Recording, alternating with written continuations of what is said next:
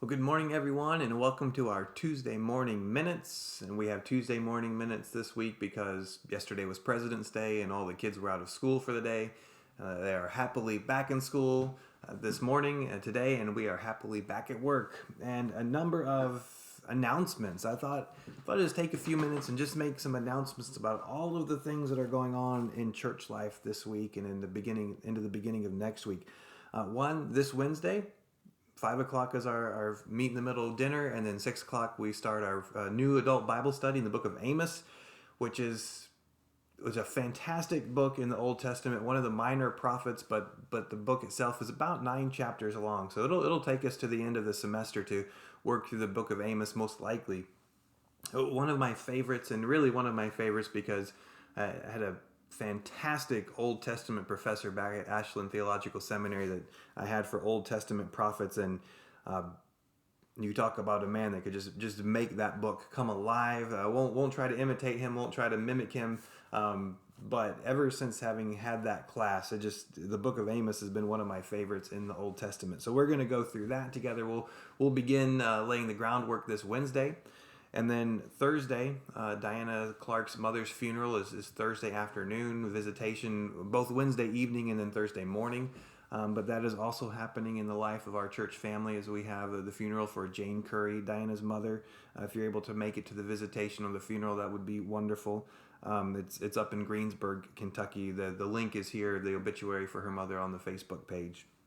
Friday night and Saturday night is the daddy daughter banquet for Arts Alive, which that's an extra church ministry. That's our pianist Craig Bitterling. He and his wife Heather's ministry.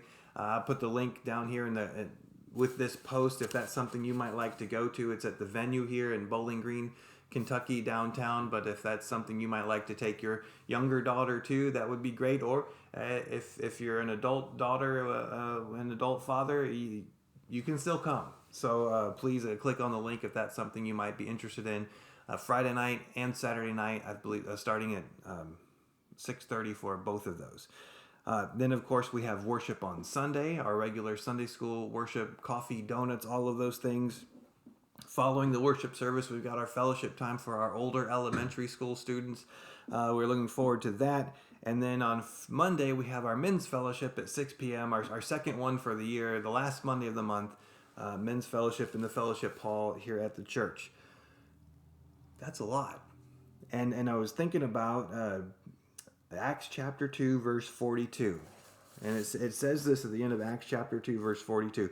That is the church, all those who were believers, who had witnessed Jesus' ministry, as well as those who had now come to believe in Jesus because of Peter's sermon at Pentecost in Acts chapter 2, they devoted themselves to the apostles' teaching and to fellowship, to the breaking of bread, and to prayer.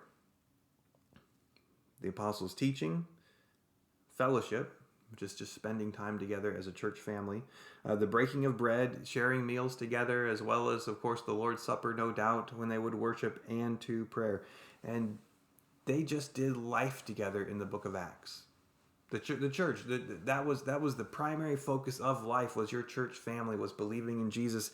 And just sitting down this morning and making this list, how wonderful. I mean, we are running the gamut this week of life together as a church, from grieving with a family who has lost a loved one, to celebrating the relationships of dads and daughters on Monday evenings, to worship on Sunday morning, to just time together as Sunday school classes for our older elementary school students, to men's fellowship, just all of it. It's fantastic. It's wonderful. And of course, Wednesday night we'll study the Bible. We'll study the apostles' teaching. Literally, Amos in the Old Testament, but no doubt they were well aware of the apostles of the book of Amos, having grown up as Jews and then finding Jesus the Messiah. But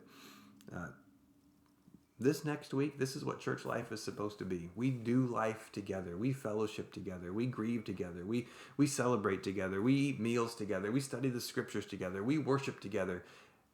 Just every little bit of it is what church life is supposed to be. So I hope you put these things on your calendar. I hope that you're making plans to come to church on Wednesday night.